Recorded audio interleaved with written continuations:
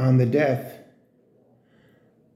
of the woman who accused Emmit Till. I feel as though I should be wearing a black suit with a crisp white shirt and a thin black tie, and maybe a pork pie hat. That's what I always think of when I think of the 60s and the civil rights movement. That was our mistake on the left. Not dressing like that. That itself wins half the argument.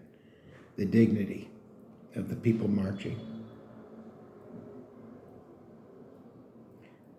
So the comment here is simply that those who believe that there is justice are romantics. And I would argue, wrong. Perhaps even fools. Although one could argue that it is necessary to be a fool, just to wake up in the morning, get up, make the coffee, shave the face, and get on with it. The woman, whose name I hardly remember, I think it was Lapham, but doesn't matter what her name was,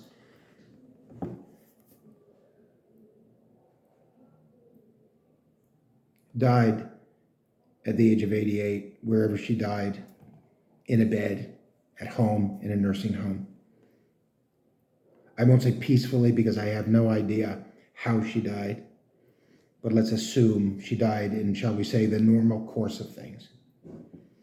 As a Jew who knows what it means when a person who is accused of torturing and murdering 5,000 children is released by a German court in the late 50s or early 60s because he has a heart condition.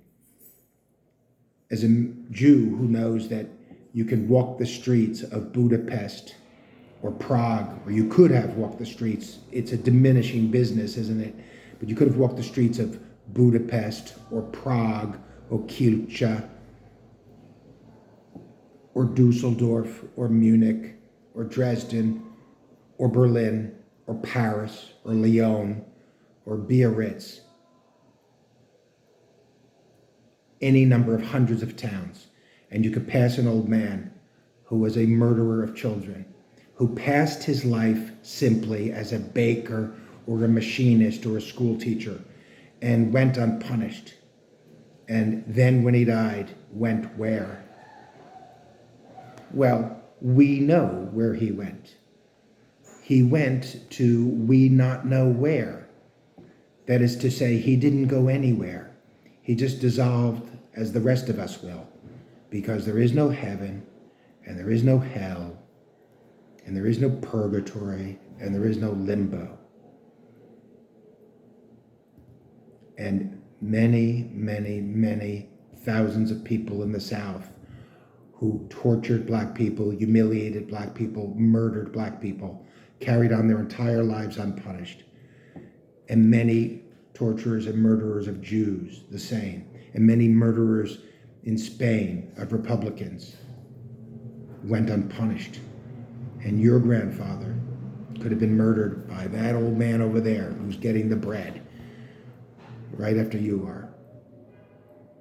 That is a very bitter pill to swallow, but it's a pill we must swallow. So thinking of Emmit Till tonight, crying for Emmit Till, crying for Emmit Till's mother,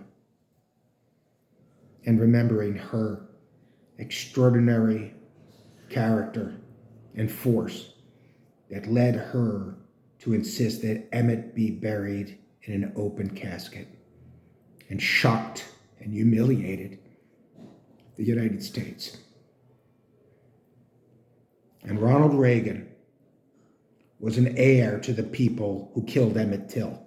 Ronald Reagan launched his presidential campaign in Oxford, Mississippi, in Philadelphia, Mississippi,